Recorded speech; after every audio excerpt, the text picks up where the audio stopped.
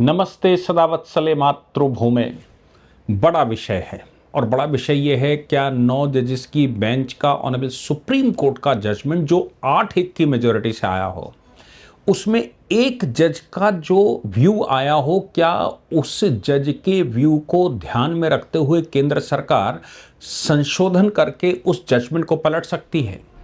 आप सोचिए, 2 जजमेंट आए 9 जजेस की बेंच के और 8-1 से दोनों पास हुए। ऑनरेबल जस्टिस नागरत्ना उसके अपोजिशन में थी, यानी कि माइनॉरिटी में थी, और ऑनरेबल जस्टिस नागरत्ना के डिसीजन को केंद्र सरकार ने संशोधन करके लागू करवा दिया और बाकी 9 जजेस के दोनों जजमेंटों को पीछे अपास्त कर दिया हो। क्या ऐसा संभव है? क्या ये जुडिशरी बनाम सरकार है? और अच्छा, एक बात और भी है, बड़ा खतरनाक प्रश्न है।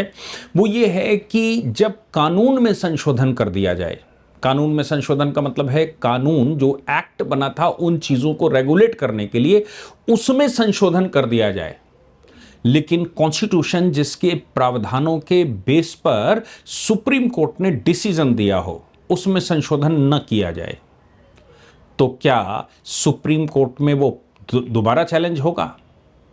झारखंड सरकार का ये महत्वाकांक्षी जो उनका लेविंग था, वो डिफिसिट में चल रहे हैं। उन्होंने नए टैक्स लागू कर दिए और उन नए टैक्सेस को लागू रिट्रोस्पेक्टिव इफेक्ट के साथ कर दिया हो। रिट्रोस्पेक्टिव इफेक्ट के साथ जब कर दिया हो तो फिर झारखंड सरकार डिफिसिट में जा रही हो और केंद्र सरकार उस कानून को पलट दे, केंद्र सरकार सुप्रीम कोर्ट के उस जजमेंट को ही पलट दे जिसके आधार पर झारखंड सरकार ने लाखों अरबों डॉलर का टैक्स लगा दिया हो। झारखंड जेपीएससी का मामला पहले ही चल रहा है, छात्र वहां आंदोलन पर हैं और देश भर की मीडिया और सिस्टम देखिए।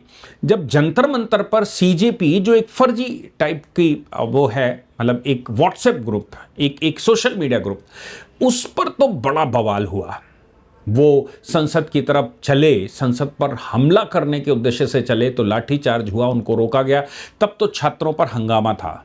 लेकिन झारखंड के अंदर वो रात में प्रोटेस्ट को डंडे बंदूक चलाकर खत्म करते हैं, रात में लाठीचार्ज करते हैं, महिलाओं को मारते हैं। वो विधानसभा के ऊपर हमला करने नहीं जा रहे थे, वो तो रात में वहीं पर थे और उनके ऊपर हमले हों, रात में पुलिस उनको मारपीट करे और झारखंड का मुख्यमंत्री पुलिस को शाबाशी दे। क्या ये संसद वाले प्रकरण से ज्यादा भयावह प्रकरण नहीं है? ऊपर से ये लेवी का मामला, और लेवी के मामले को शायद इस लेवी को ही छुपाने के लिए ये सब कुछ चल रहा था क्या? मैं एक बड़े ही बेसिक जजमेंट पर बात कर रहा हूं। आप सोचिए कि 9 जजेस की बेंच के जजमेंट को ओवर रूल कर दे केंद्र सरकार, और ये सब कुछ जो देश में बवाल चल रहा था उसके बीच में वो कहीं छुप जाए। हम लोग लगातार कहते आए हैं कि मोदी जी कहीं पर नजर रखते हैं, कहीं पर निशाना लगाते हैं। मोदी जी जहां पर निशाना लगाए हों वो कुछ दिन बाद ही समझ में आता है, उस समय समझ नहीं आता। 8-1 का जजमेंट 25 जुलाई 2024 को आया था और उस जजमेंट की खास बात यह थी, सीजेआई उस समय चंचूड़ साहब हुआ करते थे और माइनॉरिटी में ऑनरेबल जस्टिस नागरत्ना हुआ करती थी, जो कि 1 महीने कुछ समय के लिए चीफ जस्टिस बनने वाली हैं और भारत की पहली महिला चीफ जस्टिस बनने वाली हैं। ऑनरेबल जस्टिस नागरत्ना के जजमेंटों को अगर आप पढ़ेंगे तो आपको पूरी राष्ट्रवादिता बिल्कुल आज के चीफ जस्टिस की तरह दिखाई देती है, यानी कि ऑनरेबल जस्टिस सूर्यकांत की तरह उनमें भी राष्ट्र प्रियता दिखाई देती है और राष्ट्र कैसे एकजुट हो और बेसिक कॉन्सेप्ट राष्ट्र के उनके बिल्कुल क्लियर हैं, ऐसा दिखाई देता है। क्योंकि फेडरलिज्म की जिसकी बात राहुल गांधी करते हैं, राहुल गांधी जब विदेश में जाते हैं तो कहते हैं कि कॉन्स्टिट्यूशन का आर्टिकल 1 पढ़कर देख लो। भारत यूनियन ऑफ स्टेट्स है, India that is Bharat is the union of state. वो कहते हैं पार्लियामेंट में, उन्होंने कहा पढ़कर देख लो, क्योंकि ये तो यूनियन ऑफ स्टेट्स है, राज्यों से मिलकर बना हुआ देश है। और जब राज्यों से मिलकर बना हुआ देश है तो इसमें फेडरलिज्म है, फेडरल है, और फेडरल है तो राज्यों की स्वायत्तता है। राज्यों की स्वायत्तता है तो फिर राज्यों की स्वायत्तता को केंद्र कैसे मार सकता है? राज्यों को अधिकार केंद्र कैसे छीन सकता है? ये बात उन्होंने देश में ही नहीं विदेशों में भी उठाई। वो अमेरिका की तरह भारत को समझते हैं, जबकि डॉक्टर अंबेडकर ने उस समय ही कहा था कि यूनियन ऑफ स्टेट हमने जो शब्द उठाया है वो नॉर्थ अमेरिकन यूनियन से उठाया है, और नॉर्थ अमेरिकन यूनियन कनाडा का प्रकरण है, और कनाडा से हमने उठाया है। इसका मतलब किसी भी राज्य को बाहर जाने का अधिकार नहीं है। उसको उतनी ही स्वायत्तता है जितनी कि कॉन्स्टिट्यूशन ने उसको प्रोवाइड की है, उतनी ही स्वायत्तता है जितना कि संविधान उसको देता है। उसको इतनी स्वायत्तता नहीं है कि वो संविधान से परे हो जाएगा। लेकिन जब केंद्र सरकार ने यह संशोधन किया तब भी यही प्रश्न उठाकर वो सामने आए हैं और विरोध कर रहे हैं। पिछले 2 दिन से वो कह रहे हैं कि राज्यों की स्वायत्तता को खत्म करने का ये प्रावधान केंद्र सरकार ने पास किया है, और ये सुप्रीम कोर्ट के 9 जजेस की बेंच के जजमेंट के खिलाफ है। ये फेडरल स्ट्रक्चर को बिगाड़ता है। मैं आपको बता दूं कि भारत में फेडरल स्ट्रक्चर है, भारत फेडरेशन नहीं है। इसलिए पहले कॉन्स्टिट्यूशन को फेडरल कॉन्स्टिट्यूशन कहा गया था, और उससे उसी समय पर जब अंग्रेज यहां पर हुआ करता था तब उस समय सुप्रीम कोर्ट को फेडरल कोर्ट कहा गया था। लेकिन बाद में हमने उसका फेडरल कोर्ट का स्ट्रक्चर हटा दिया और अब हम उसको सुप्रीम कोर्ट ही कहते हैं। सुप्रीम कोर्ट इसलिए कहते हैं क्योंकि भारत फेडरेशन नहीं है।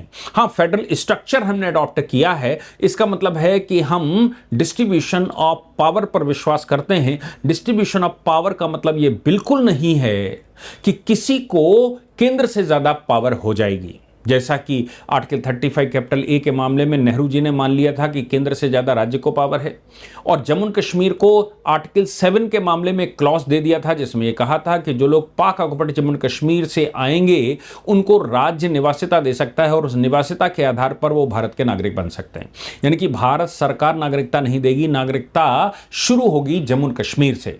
और यही कारण था कि आज इन्फिल्ट्रेशन में कई लोगों को मारना पड़ता है। उस समय वो पाक ऑक्युपाइड जम्मू कश्मीर आते थे, पाक ऑक्युपाइड जम्मू कश्मीर में एक डॉक्यूमेंट बनाते थे और फिर इन्फिल्ट्रेट करके जम्मू कश्मीर में घुस आते थे, और जम्मू कश्मीर उनको निवासिता देती थी, रेजिडेंशियल सर्टिफिकेट देती थी, और उस रेजिडेंशियल सर्टिफिकेट के आधार पर केंद्र की उसको नागरिकता मिल जाती थी।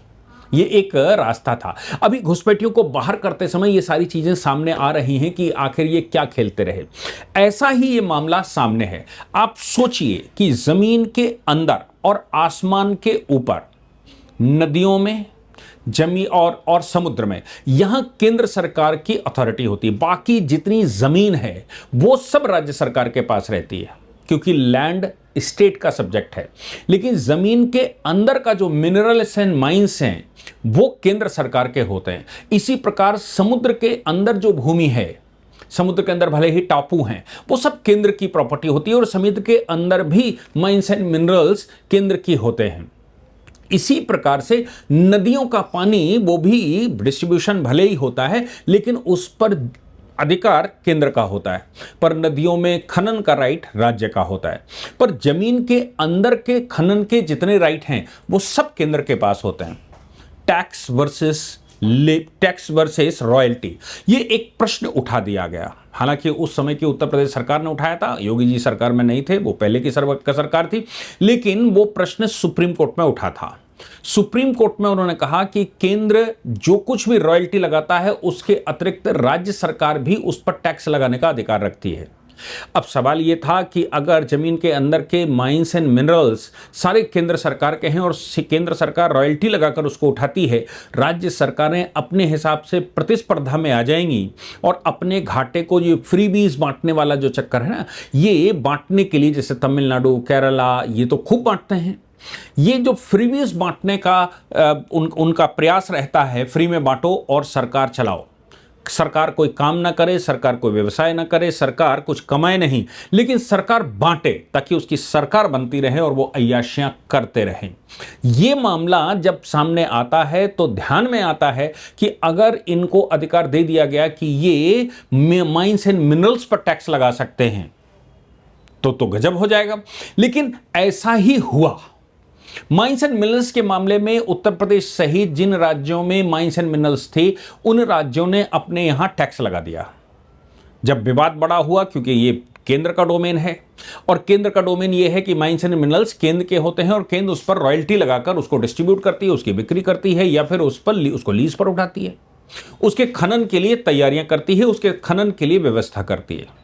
लेकिन अगर राज्य वहां से ट्रक निकलने नहीं देगा, राज्य वहां से मिनरल्स निकलने ही नहीं देंगे, राज्य वहां माइनिंग ही नहीं होने देंगे, क्योंकि उनको टैक्स लगाने का अधिकार है। तो यह विवाद ऑनरेबल सुप्रीम कोर्ट तक आया, क्योंकि 7 जजों की एक बेंच पहले से इस पर कह चुकी थी कि राज्य को कोई भी टैक्स लगाने का अधिकार नहीं है।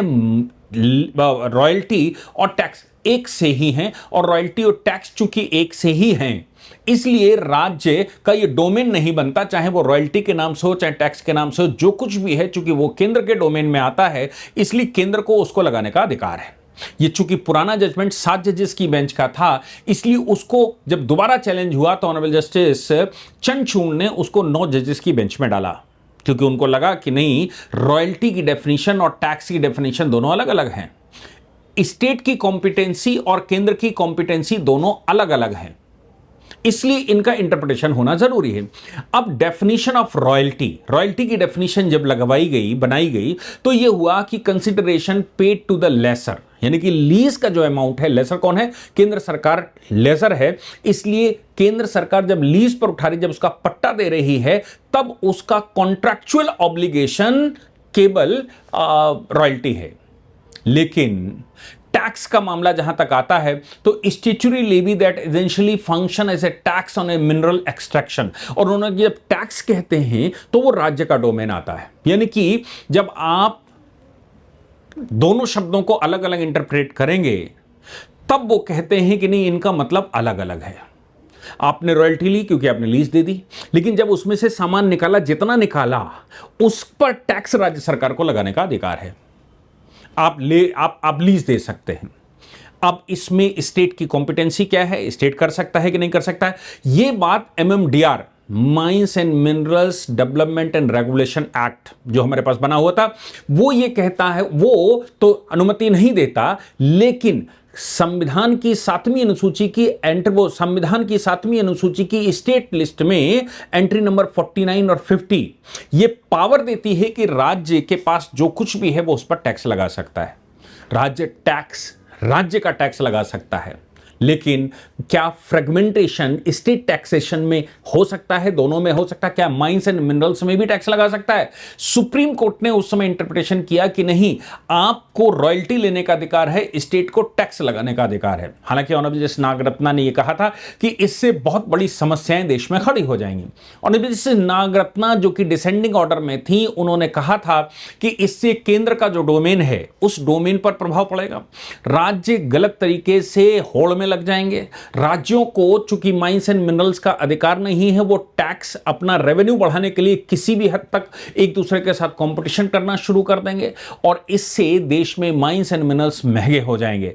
इसके अतिरिक्त केंद्र के डोमेन पर भी कुठाराघात होगा, जो कि ठीक नहीं है। जब हम रॉयल्टी और टैक्स की बात करते हैं, दोनों लगभग एक से हैं, और जो पुराना जजमेंट है 7 जजेस की बेंच का वो करेक्ट है, उसको बदलने का कोई यहां पर कारण नहीं लगता। लेकिन 8 जजेस इस बात को एग्री नहीं कर पाए, और 8 जजेस की बेंच ने इस बात को कहा कि नहीं, टैक्स और रॉयल्टी अलग अलग है, राज्यों को टैक्स लगाने का अधिकार है। राज्यों को तब तक MMDR में टैक्स लगाने का अधिकार है जब तक कि केंद्र सरकार, चूंकि केंद्र ने कानून पास किया है और कानून में कहीं रिस्ट्रिक्शन नहीं लगाया गया है, इसलिए एंट्री नंबर 49 और एंट्री नंबर 50 7वीं अनुसूची की स्टेट लिस्ट की, ये राज्य को टैक्स लगाने की पावर देती है। ये कॉन्स्टिट्यूशनल प्रावधान है, इसलिए राज्य उस पर टैक्स लगा सकता है। अब जब सुप्रीम कोर्ट ने ये जजमेंट दे दिया तो राज्यों की तो बाँचें खुल गई, और उनको लगा कि फेडरलिज्म के आधार पर जब मिनरल्स और ये बाकी चीजें भी हमारी हो जाएंगी तो फिर केंद्र का डोमेन हल्का हो जाएगा, केंद्र की जो पावर है वो हल्की हो जाएगी। अब हमें भी कुछ राइट है, और ये राइट दूरदृष्टि से में अगर देखें तो वो उधर ले जाता है कि जमीन हमारे राज्य में है, हम उसके ओनर हैं। जैसे केजरीवाल कहते थे हम दिल्ली के मालिक हैं, ये LG दिल्ली का मालिक कहां से आ गया? जनता ने बताया कि तुम दिल्ली के मालिक नहीं हो, और राज्यों का कोई मालिक नहीं हो सकता। हमने तुम्हें व्यवस्था में बिठाया है, व्यवस्था करने के लिए बिठाया है, इसलिए चुना है, इसलिए नहीं चुना है कि तुम इसके मालिक बन जाओ, राजा बन जाओ। यहां राज्यों को जब ये लगने लगेगा कि हम मालिक हैं, क्योंकि हमारे पास पावर आ चुकी है तो ये संभव है कि वो सेपरेटिज्म की तरफ भी विचार कर सकें। अगर कुछ गड़बड़ सरकार बैठेगी भविष्य में तो वो सेपरेटिज्म की तरफ भी सोच सकती है, जम्मू कश्मीर की तरह, जैसे अभी तक तमिलनाडु सोचता रहा। तमिलनाडु की जो डीएमके सरकार थी वो ऐसा ही कुछ कहती रही, इसलिए ये नहीं लगाया जा सकता। हालांकि वो जजमेंट हो गया, 1.5 लाख करोड़ रुपए का चक्कर था, 1.5 लाख करोड़ का। अब 1.5 लाख करोड़ की वसूली के लिए क्या किया जाए, तो फिर से एक पिटीशन आई और पिटीशन फिर 9 जजेस की बेंच में गई।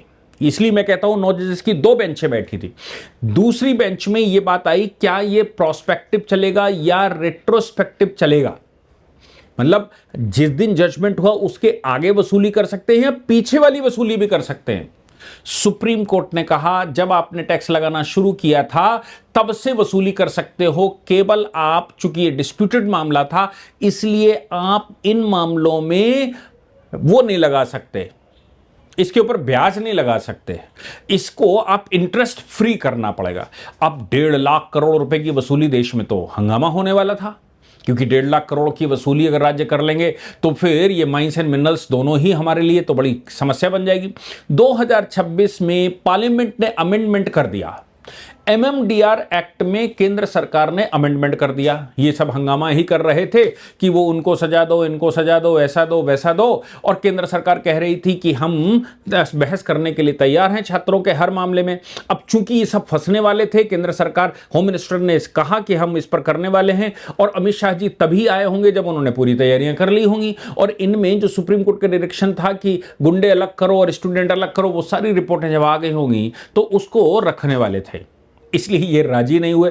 लेकिन केंद्र सरकार ये कानून पास कराने में सफल हो गई, क्योंकि ये बार बार बायकॉट कर रहे थे, बार बार उधम मचा रहे थे, तो केंद्र सरकार ने ये वाला पकड़ लिया और 1.5 लाख करोड़ की रिट्रोस्पेक्टिव क्लिफ को भी यहीं पर जाम कर दिया। इससे झारखंड जैसे राज्यों को तो बड़ी समस्या होने वाली है। अब सवाल ये पैदा होता है कि क्या रॉयल्टी और टैक्स, तब केंद्र ने कहा कि किसी भी राज्य सरकार को सेक्शन 90A जोड़ा और 9A जोड़ा और कहा राज्य सरकार को किसी भी माइंस एंड मिनरल्स के मामले में कोई टैक्स लेवी करने का अधिकार ही नहीं है। हालांकि सुप्रीम कोर्ट ने उस समय लिखा था कि अगर कानून में प्रावधान नहीं है इसलिए हम ये जजमेंट कर रहे हैं, तो केंद्र सरकार ने कानून में प्रावधान बनाकर इसको लागू कर दिया, प्रोस्पेक्टिव कर दिया और कहा ये अब लागू होगा, यानी कि 1989 से लेकर और 2026 तक, क्योंकि पुराना वाला जो जजमेंट था वो 1989 का था और जो नया वाला जजमेंट है माडा वर्सेस सेल का वो 2024 का जजमेंट है। तो 1989 जिस जजमेंट की वजह से, ये 7 जजेस की बेंच की जजमेंट की वजह से ये सब बवाल खड़ा हुआ, उसको पलटने के लिए बवाल खड़ा हुआ था, 1989 से लेकर अभी तक अगर कोई लेवी की गई है। अब इसमें जो नई समस्या आएंगी, वो केंद्र सरकार ने जब क्लैरिफिकेशन दिया है तो ये कहा है कि जिनकी वसूली अभी नहीं हुई उनकी नहीं हो सकती। तो भाई जिनकी वसूली हो चुकी है वो कोर्ट आएंगे और वो कहेंगे कि वसूली हमसे क्यों साहब, हम लॉ अबाइडिंग पर्सन थे, हमने पेमेंट कर दिया इसलिए हमारा पैसा चला गया और जिन्होंने पेमेंट नहीं किया उनका बच गया। ये तो बाइफर्गेशन ठीक नहीं है, ये तो डिस्क्रिमिनेशन भी ठीक नहीं है और ये क्लासिफिकेशन भी ठीक नहीं है, ये तरीका ठीक नहीं है। तो फिर से वो कोर्ट आ सकते हैं, इसमें कोई शक नहीं। लेकिन सवाल अभी वहीं का वही है। सवाल ये है कि केंद्र सरकार ने जब इसको पलट दिया है, तो जब सुप्रीम कोर्ट ने जजमेंट दिया था तो वो एंट्री 4950 कॉन्स्टिट्यूशन के आधार पर दिया था और एमएमडीआर एक्ट एक इंस्टीट्यूट है, तो संविधान बनाम इंस्टीट्यूट, संविधान बनाम एक्ट, संविधान बनाम कानून। तो संविधान के आधार पर किए गए इंटरप्रिटेशन को क्या कानून बनाकर बदला जा सकता है? यह एक नया इंटरप्रिटेशन का ग्राउंड सामने निकलकर आ रहा है कि भाई ये भी एक डिस्प्यूट नया खड़ा होगा और ये भी एक नई समस्या खड़ी कर सकता है, जिसके इंटरप्रिटेशन के लिए फिर से 9 जजेस की बेंच को बिठाना संभव हो सकता है कि उसको बनाना पड़े। रेगुलेशन बनाम रेवेन्यू। रेगुलेशन का मतलब है कि इस पर कानून बनाना और रेवेन्यू राज्य का राइट है। तो क्या रेवेन्यू टैक्स लगाने का अधिकार है? तब उन्होंने कहा स्टेट को टैक्सेशन का राइट नहीं है, स्टेट टैक्सेशन नहीं लगा सकता। और इस एमएमडीआर एक्ट में सिर्फ और सिर्फ केंद्र को ही ये राइट होगा, जबकि हकीकत ये है कि माइक्रो इकोनॉमिक बैकड्रॉप अगर उस पर देखेंगे तो states share in mineral revenue 85%, coal's share in national electricity generation 73%, centre share in mineral revenue 11% होता है। फिर भी और ये लेवी लगाकर क्या सब खेल ही लंबा कर देंगे? सुप्रीम कोर्ट ने इस मामले में क्लैरिटी, सुप्रीम कोर्ट के जजमेंट को क्लियर करते हुए केंद्र सरकार ने 9 जजेस की बेंच के जजमेंट को, दोनों जजमेंटों को पलट दिया है। अब सुप्रीम कोर्ट में नया चैलेंज होगा तो देखा जाएगा। इससे फेडरल स्ट्रक्चर बरकरार, केंद्र का राइट बरकरार और राज्यों की अतिवादिता रोक दी है। फेडरलिज्म नहीं है, फेडरल स्ट्रक्चर है। ये स्ट्रक्चर केवल स्ट्रक्चर है, राइट नहीं है, ये बात कह दी। अपोजिशन इसी बात को लेकर अब ऊधम मचा रहा है और कह रहा है कि राज्यों की स्वायत्तता को केंद्र ने रोक दिया और 9 जजों की बेंच के जजमेंट को भी केंद्र ने पलट दिया। आप क्या कहते हैं इस मामले में, मुझे जरूर बताइएगा। ये बहुत गहरा राज है, सभी लॉ स्टूडेंट्स के लिए बहुत इंपॉर्टेंट इंटरप्रिटेशन है, जिसको मुझे लगता है हर लॉ स्टूडेंट को समझना ही चाहिए। हर एक उस व्यक्ति को जो पॉलिसी पर काम करता है, आईएएस लेवल पर, मतलब आईएएस है या फिर बनना चाहता है, जो जुडिशियल सर्विसेज में आना चाहता है, जो कॉन्स्टिट्यूशन के इंटरप्रिटेशन करना चाहता है, जो देश की पॉलिसी को गहराई से समझना चाहता है, ये उनके लिए मैंने एक 100 जजमेंटों का एक पूल बनाया है, जिनमें छोटे छोटे इंटरप्रिटेशन किए हैं। अभी हम उसको रिलीज करने वाले हैं। अगर वो 100 जजमेंट आपने पढ़ लिए, हमारे ऐप पर वो जाएगा, अगर वो 100 जजमेंट आपने लीडिंग केसेस पढ़ लिए तो आप समझिए कि आपने हिंदुस्तान का कानून बेसिक स्ट्रक्चर समझ लिया और फिर उसके बाद आप कोई भी इंटरप्रिटेशन करने में सक्षम होंगे। क्या कहते हैं आप? जय हिंद, जय भारत, वंदे मातरम।